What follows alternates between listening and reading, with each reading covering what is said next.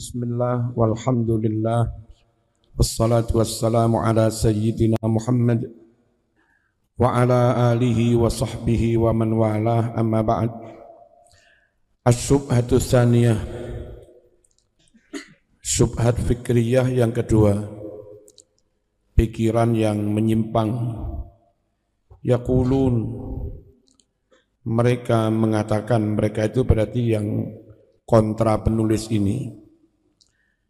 Innal ahaditsal dallata ala tahrim hiya ahadits ahad wala tufidul qat'a.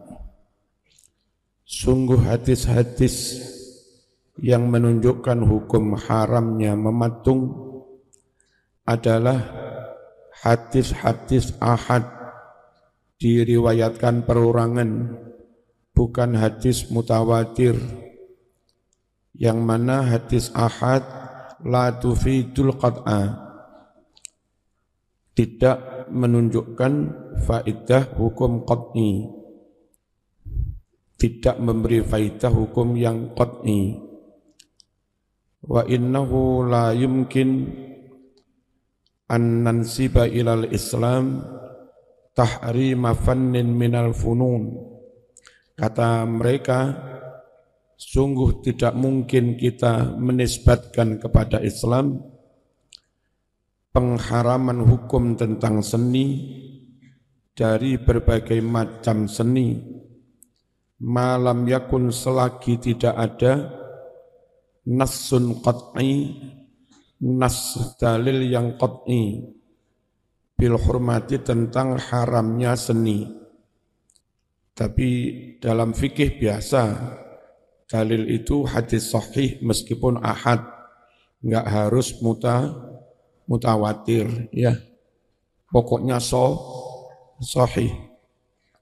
Walirraddi ala hadhihi syubhati naqul, untuk menyanggah kesubhatan ini, pikiran yang menyimpang, maka kita katakan hadza jahlun fadih bi ahkami syariatil gharra. Ini adalah kebodohan yang memalukan tentang hukum-hukum syariat. Mbak ilu ngaji diundur sik mundur maneh tekone. Jok ngono Mbak. Diundur iku teko dhisik ngono lho.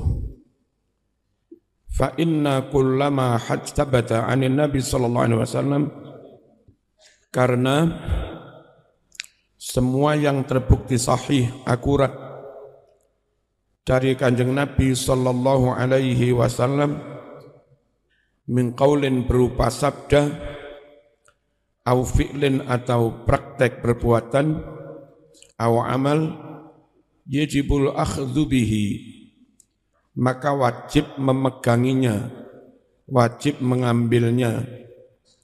Sawa'un kana naqlu bi tariqit tawatur au bi tariqil ahad, baik periwayatannya dengan sanad yang mutawatir atau dengan sanad yang ahad, perorangan. Hadza muttafaqun alaih, kaidah ini telah disepakati berbagai madhab, berawal dari kaidahnya Imam Syafi'i, idza sahhal hadisu fahuwa madhabi, asalkan hadis itu sahih, yaitu madhab saya. Itu jadi begitu, enggak harus mutawatir. Disepakati bainal ulama, di antara para ulama. Wa minal ma'lum bid darurah anna aktsarul ahkamil fiqhiyyati syar'iyyah innama sabatat bi khabaril ahad, adalah sesuatu yang sudah maklum secara pasti bahwa sebagian besar hukum-hukum fikih syar'i innama sabatat, sungguh hukum itu ditetapkan, dinyatakan sahih akurat bi khabaril ahad, berdasarkan hadis ahad.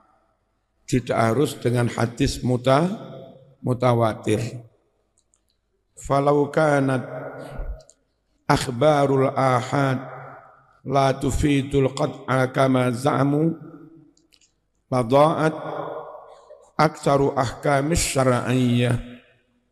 Maka andai hadis-hadis ahad tidak memberikan faedah hukum yang qat'i seperti yang mereka sangkakan, la dha'at aktsaru ahkamis syariah, maka akan hilang sebagian besar hukum-hukum syariat. Hukum syariat akan terhapus sekian persen hanya gara-gara hadisnya tidak mutawatir, ya. Nah, konyol. Dalilnya ruku itu bagaimana, dalilnya sujud bagaimana, wudu, rukun wudu. Banyak yang hadisnya ahad tapi sahih. Enggak harus mutawatir. Wa hadza kalamun la yasturu an faqihin alim. Hal ini adalah kalimat statement yang tidak mungkin keluar dari orang yang faqih dan alim.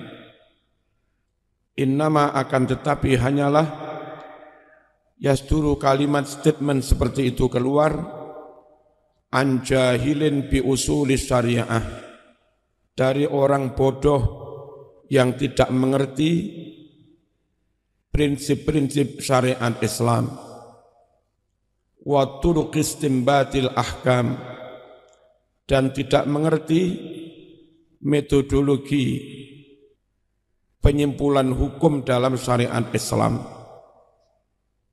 Mereka bukan pondokan, ya, bukan faqih. Paling kampusan tukang seminar ngono. Ini kami dapat apa yang kemarin tak sampaikan itu, betapa kadang orang di luar kita, di luar wong pondokan itu bodoh. Bahwa Imam Baihaqi, Imam Tirmidzi, Imam Abi Dawud, mereka itu memang muhaddis, memang terkenal. Ulama apapun madhabnya yang mencatat, meriwayatkan, mengutip hadis dari mereka-mereka. Dalam hadis, hal hadis mereka memang sudah disebut mujtahid mutlak. Artinya perawi yang bisa membuat ketentuan keputusan hadis ini sahih apa tidak. Nah, sementara nenek moyangmu yang kamu unggul-unggulkan itu, kakek aneh, jad aneh, apa ngarannya? Nah, kakek aneh apa? Ya, itu menurut kamu hebat, menguasai ini, sekian juta hadis. Mana kitab ulama yang mencatat bahwa mbah-mbah ente ini memang ulama? Kitab mana yang memasukkan bahwa mbah-mbahmu yang kamu sebut itu masuk deretan ulama besar di bidang ahli hadis, di bidang hadis atau apa? Ya, kalau Imam Baihaqi macam-macam, nyata sudah. Orang ngakui mereka mujtahid mutlak di bidang hadis. Apa jawabnya? Loh, kakek-kakek kami itu juga mustahil mutlak. Yang wong pondokan dalam Zoom ini, dengan istilah-istilah benar, mujtahid mutlak. Dia dengan PD-nya, oh kakek kami juga mustahil mutlak. Bukan mujtahid, tapi mustahil mutlak. Ya tadi kuyon, ya. Tiba cah kerucuk-kucuk enggak ngerti istilah-istilah ilmiah dalam tradisi keislaman. Maka ke depan kalau ada orang ngajak dialog, perlu ditanya dulu kapasitasnya. Biar enggak percuma kadung kene ngetokne ilmu tiba-tiba ngadepi karo cah ngono-ngono kuwi. Ya. Mau diskusi tentang tasawuf, tanya dulu. Apa Wahbi, apa Kasbi, tahu? Apa Al-Jam'u, terus Al-Farqu dalam tasawuf, tahu? Apa Al-Fana, apa Al-Baqa dalam tasawuf, tahu? Harus. Kalau istilah-istilah begitu nggak tahu, kacau nanti. Di tengah perjalanan diskusi tasawuf mesti menyebut istilah-istilah itu. Apa maknanya al-jadzbah dan al-iradah? Apa bedanya? Apa bedanya satoh dengan jadzbah? Nah, ngono-ngono nggak ngerti, berarti nggak usah diskusi. Yang kau tengah-tengah jadi perkara. Kita nyebut apa itu? Diskusi nawusara. Sadurunge kudu wis genah dhisik. Apa bedanya mahdhuf dengan muqaddar? Apa bedanya takkid dengan takwiyah dalam istilah nahwu? Dan itu enggak sama. Apa bedanya majrur dengan naz'ul khafid? Nah, kayak begitu-begitu. Wa minal mufaraqat al-ajibah annal ladzina yahtajjuna bi amsali hadhil hujaj al-wahiyah ya'khuduna bi ahadits li isbati ra'yihim la tasluhu lil ihtijaj li nakaratiha wa du'fi sanatiha. Dan di antara contoh kontradiksi yang aneh, satu sisi mereka menuntut hadisnya harus mutawatir, sahih pun kalau enggak mutawatir enggak bisa. Tapi dalam banyak hal di tulisan mereka ditemui mereka dalil dengan hadis dhaif. Sahih kalau enggak mutawatir enggak mau. Ternyata kontradiksi. Cara wong kadang kehoting karo wong Banyuwangi, kadang ngelem-ngelem wong Banyuwangi, enggak konsisten. Bahwa orang-orang yang berhujjah dengan semisal hujjah-hujjah yang lemah ini, ya'khuduna bi ahadits, mereka memegangi mengambil hadis-hadis li isbati ra'yihim, untuk mendukung menguatkan pendapat mereka, yang mana hadis-hadis itu la tasluh, tidak layak, tidak saleh, tidak layak lil ihtijat, untuk dipakai hujjah linakaratiha, karena itu hadis mungkar. Hadis-hadis diriwayatkan ahli bid'ah, itu hadis mungkar. Hadis diriwayatkan tukang ahli maksiat, itu hadis mungkar. Hadis diriwayatkan wong suragep salat saleh khusyuk tapi lalian, danglingan, gampang ya, itu hadis dhaif. Wong jujur soleh tapi lalian, telmi, telat mikir, itu hadisnya dhaif. Dhaif jiddan. Saiki lek gembel dadi perawi iku mungkar apa dhaif? Wa dha'fi sanatiha, dan karena sanadnya lemah.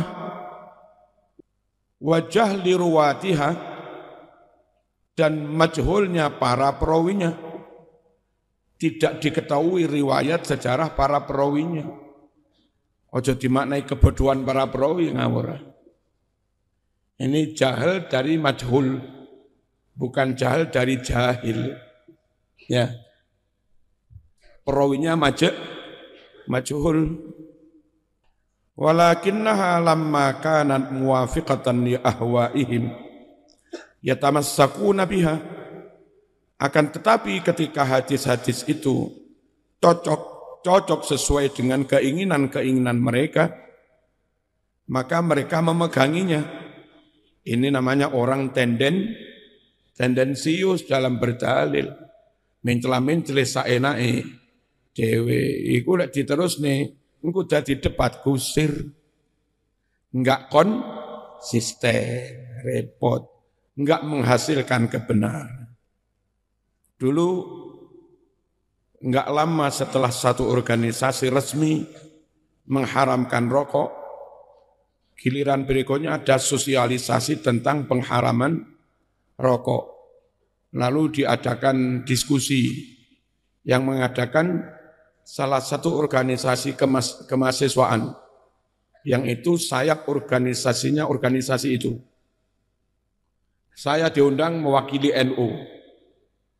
Terus dari mereka salah satu doktor itu yang duduk di salah satu majelis pemutus hukum. Dia sekretarisnya. Lalu kita sampaikan dalil tentang rokok itu enggak sampai haram. Paling makruh. Perkara ada zat ini. Itu di rokok pengaruhnya ringan, enggak seberat khamr. Apalagi enggak seberat narkoba. Khamr habis minum jatuh. Orang ngerokok, habis ngerokok malah betah moco sak jam. Bukan langsung jatuh. Kalaupun ada nikotin apa-apa, dalam tubuh manusia yang imunitasnya bagus, ya dia proteinnya cukup, nutrisinya cukup, imunitas bagus.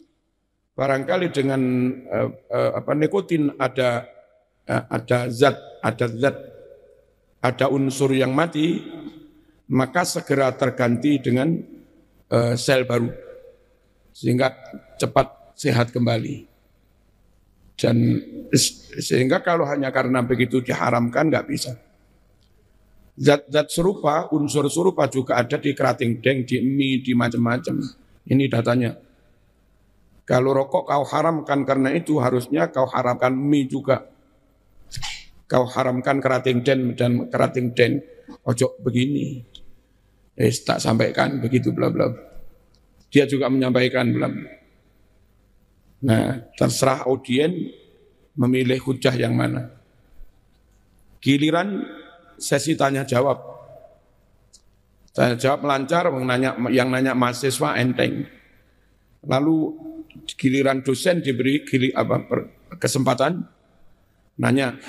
Wah, dosen sekali nanya KO pemateri. Ya Marzuki saya nanya. Panjenengan ini tidak mengharamkan rokok. Jangan-jangan tendensius karena sampean suka rokok. Maka sampean tidak mengharamkan rokok. Itu namanya Anda tidak mengharamkan rokok karena kepentingan. Tendensius karena kamu suka rokok.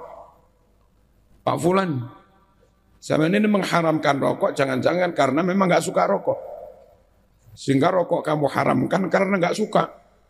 Bukan karena kajian ilmiah zatnya membahayakan atau apa. Tak jawab, kalau saya murni pertimbangan dalil dan usul.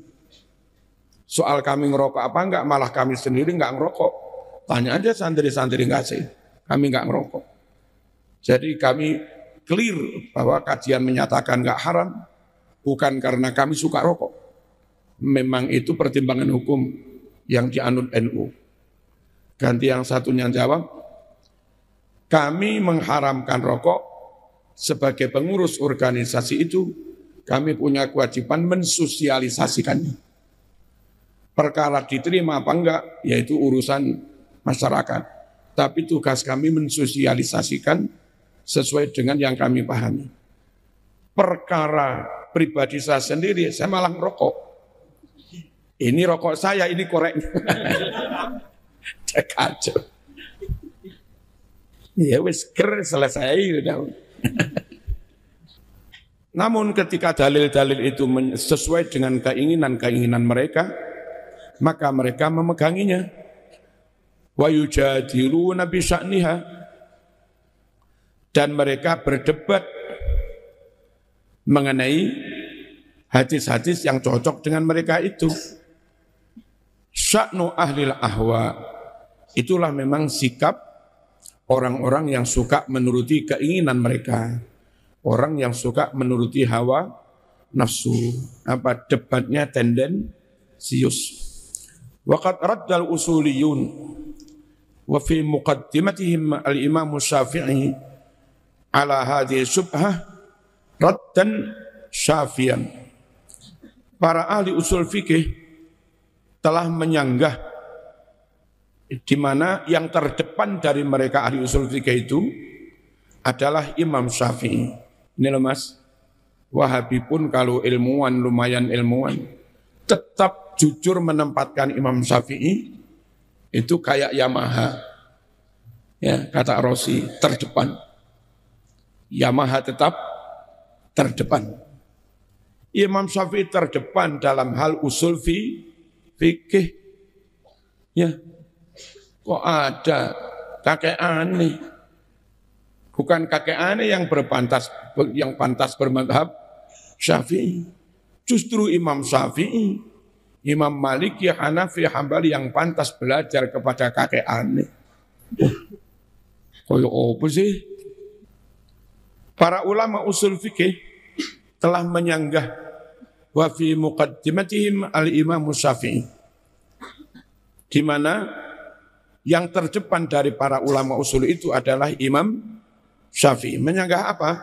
Ala hadhi subhat, penyimpangan pemikiran ini, ya, yang mengatakan hukum harus diputus berdasar dalil qat'i, harus mutawatir. Rad dan syafian dengan sanggahan yang memuaskan. Babayyanu anna khabarul ahad yalzamul amalu bihi idza sabat. Dan para ulama usul ini menerangkan bahwa hadis ahad harus diamalkan, harus dipegangi jika hadis ahad itu sahih, sabit. Jika hadis ahad itu terbukti akurat, sabit. Walam yazalil ulama'ul muslimun ya'maluna bi khabaril ahad. Dan para ulama muslim senantiasa mengamalkan, memegangi hadis-hadis ahad. Wa yahtajjuna biha. Dan mereka pun berhujjah, berargumentasi dengan hadis-hadis ahad. Li'anna fi ibtaliha ibtalan li aktsari ahkam syariah. Karena dengan membatalkan hadis-hadis ahad akan membatalkan sebagian besar hukum-hukum syariah. Suwe-suwe malih salat harus 5 waktu, iso-iso ngono bareng.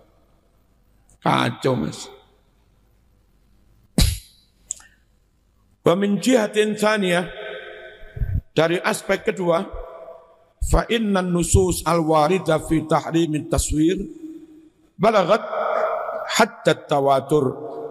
Sungguh nas-nas hadis yang telah datang tentang diharamkannya mematung, hadis itu jumlahnya mencapai batas mutawatir. Wa tanaqalahal muslimun, dan umat Islam saling mewarisi hadis itu, saling menukil jilan an jilin, dari satu generasi ke generasi yang lain. Dari dulu ya begitu. Sejak zaman sahabat, ya. Kok tahu-tahu ada pendapat modern, kalau untuk seni nggak apalah bikin patung. Wanita telanjang pun nggak apa-apa. Kok jadi begitu, itu gimana? Ya, jadi ini hadis yang mengharamkan bukan hadis mutawatir. Fala majala lil mutasyakkikin an yadkhulu min hadzal bab. Maka tidak ada pintu bagi orang yang berusaha meragukan hukum syariat untuk masuk lewat pintu tentang hadis ini. Sudah selesai. Wa naziduka ilman bi anna syu'ub al-islamiyah lam yujad fiha taswirun aw naqtun biqadrin kabir. Patut kita tambahkan ilmu buat Anda bahwa masyarakat-masyarakat Islam, di lingkungan masyarakat Islam tidak ditemui tradisi mematung aw nahtun atau memahat patung. Kalaupun ada, itu di negara non muslim atau negara muslim yang heterogen, yang sebagian masyarakatnya non muslim atau muslim yang awam banget. Mematungnya pun sebetulnya enggak direstui kiai atau ulama setempat, ya karepe warga, dan itu tidak otomatis mewakili hukum Islam. Dalam masyarakat Islam enggak usum patung-patung ditaruh neng dinding, neng bayai-bayai ra nek patung. Ya. Yang pondok-pondok ya rausum patung. Kalau ada di luar memang orang awam. Dan itu pun kadang kiai mau keras, mau enggak keras juga pertimbangannya banyak. Ya. Namanya ngemong orang awam. Biqadrin kabir, dengan jumlah yang besar. Wa annal fannanin al-muslimin, dan bahwasanya seniman-seniman muslim insarafu anit taswir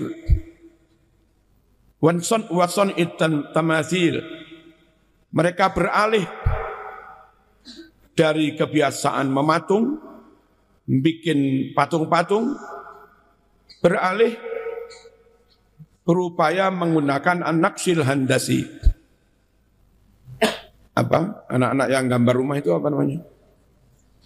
Ya, ukiran yang itu arsitek, ngukir masjid, ngukir apa, ya, coba bikin gambar apa masjid, beralih ke situ dan indah.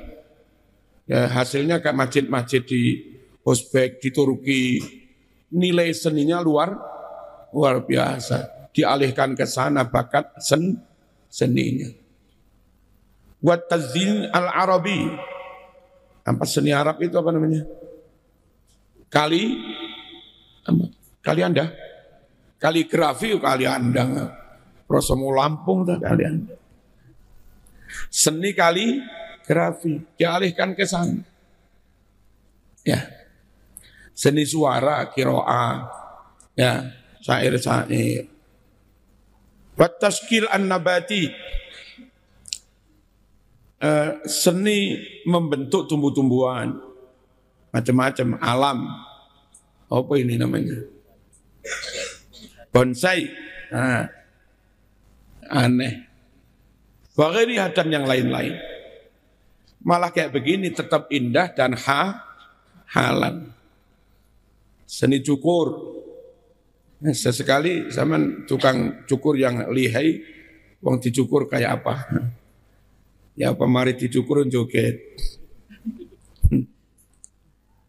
Wa kullu dzalika bi sababi ma ya'lamun, mereka beralih ke seni ini semuanya itu karena mereka tahu min tahrimil Islam li taswir, bahwa Islam mengharamkan seni patung. Falau lam yakun fi i'tiqadihi muharraman, andai seni patung itu dalam keyakinan mereka tidak diharamkan, lama taroku, niscaya para seniman muslim tidak meninggalkannya. Wansarafu ila ghairi, dan tidak berpaling kepada yang lain. Nyatanya mereka memilih berpaling pada bentuk seni yang lain. Gitu. Wa yakfi hadza lirrad ala ulaika zaimin, dan hal ini cukup untuk menyanggah mereka-mereka yang menuduh aneh-aneh tadi, yang membuat subhat fikriyah tadi. Cuma repotnya kalau ketemu Wahabi kaku, yang seni suara Quran dilakukan dengan baik masih juga dibid'ahkan. Syair-syair dibaca dengan indah, sholawat juga masih dibid'ahkan juga. Repot ngadepi Wahabi. Farid kemarin cerita, kalau angsal deal nanti bulan apa ngangkut wisata kembali dari kelompok kanan apa. Coba lu aneh. Tapi yo masih banyak yang sesuai dengan kita. Harus cari hotel yang syar'i lah. Neng Bali golek hotel syar'i, tapi ya ketemu, nggih oke. Minimal bintang 4, nggih oke. Terus kuliner atau apa namanya? Makanan itu apa? Catering di hotel itu harus jamin halal, nggih. Tempat berhentinya di mana saja nanti. Harus ada masjid, nggih. Lalu kaset yang disetel nggak boleh, kaset begini-begini nggih. Ya, terus takono, ya terus selawatan boleh apa enggak? Oh boleh. Ternyata boleh juga. Cuma kadang ceramah aja didik-didik. Nek orang oleh selawatan setelan ceramah gua.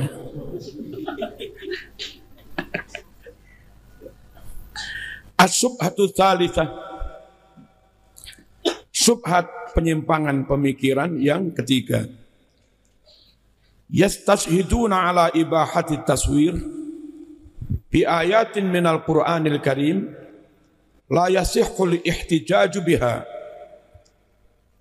Mereka berusaha berdalil untuk dimubahkannya mematung dengan ayat-ayat dari Al-Qur'anil Karim yang mana tidak sah berhujjah berargumentasi dengan ayat-ayat itu, karena itu ayat menyangkut syariat nabi-nabi terdahulu, bukan ayat yang menyangkut syariat kita zaman Nabi Sulaiman. Li'annaha laysat min syariatina,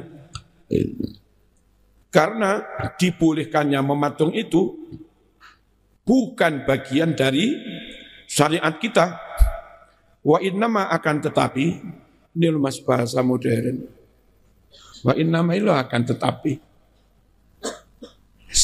Piye bahasa kuno ya wa innama angin pestine. Ya. Iki dimaknai angin pestine ya ora kene.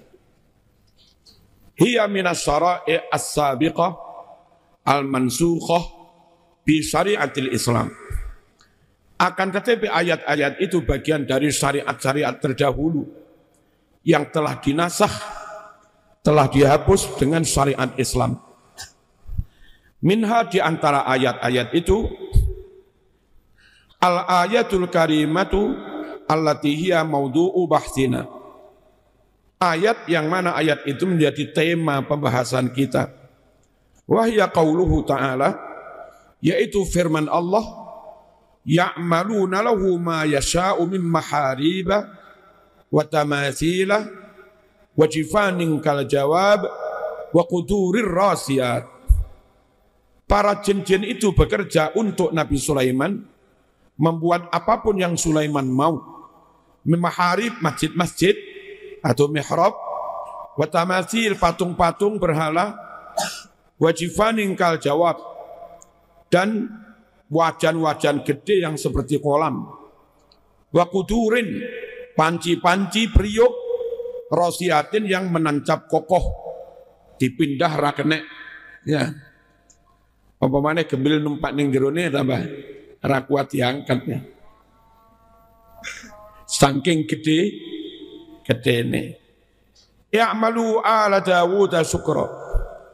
Beramallah, bekerjalah wahai keluarga Daud, syukron karena bersyukur.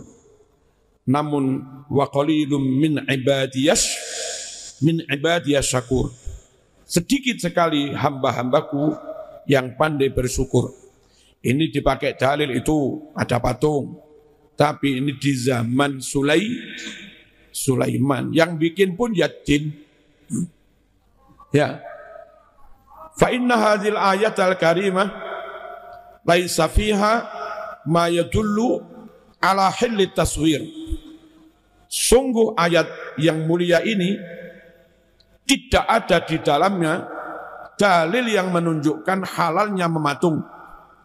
Li'annaha ikhbarun amma kana ya'maluhul jin.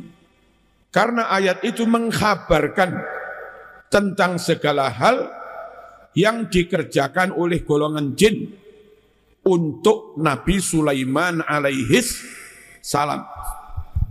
Walaysa fiha ma yadullu ala anna tamathil kanat lili ruh. Dan dalam ayat ini juga tidak ada kalimat yang menunjukkan bahwa patung-patung yang dimaksud patung untuk makhluk yang punya ruh. Wa ma'adzalika fa innaha syari'atun sabiqah. Di samping itu kan syariat terdahulu, sudah dinasah oleh syariat apa? Islam.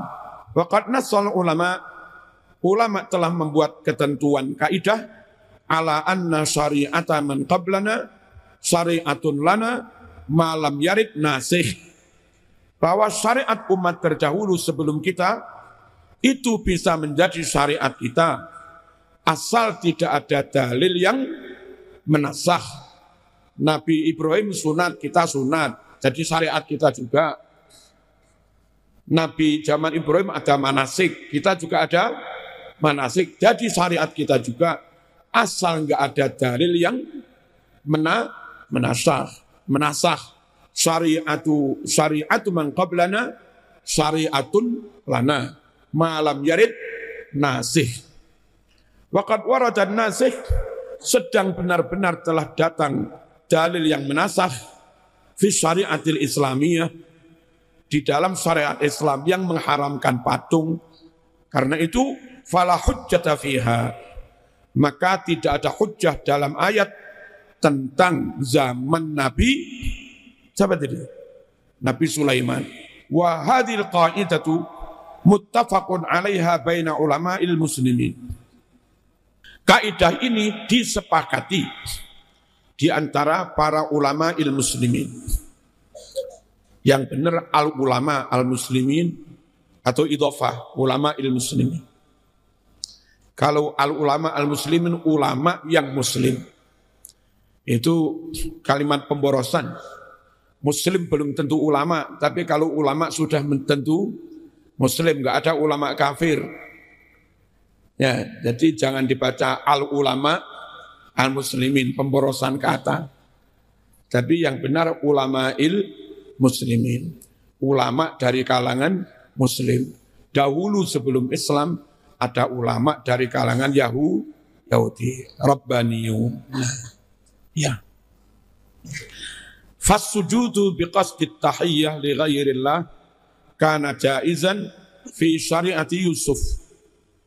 Sujud dengan niat penghormatan kepada selain Allah, ya rakyat sujud kepada sultan. Itu wenang boleh di dalam syariat Yusuf. Mereka pada sujud kepada Yusuf. Cerita Yusuf itu. Waqad harramahu syar'una, dan sujud kepada makhluk itu telah diharamkan oleh syariat kita. Fala yasihhul ihtijaj bima dzakarahu Allah min sujudi ikhwati Yusuf lah. Maka tidak sah berhujjah dengan ayat yang disebutkan oleh Allah tentang sujudnya saudara-saudara Yusuf, sujud kepada Yusuf, ala ibahati sujud li ghairillah, untuk menyatakan wenangnya sujud kepada selain Allah. Itu sudah dilarang kok dalam syariat Islam. Wa syariatuna nasikhatun lima qablaha minas syara'i.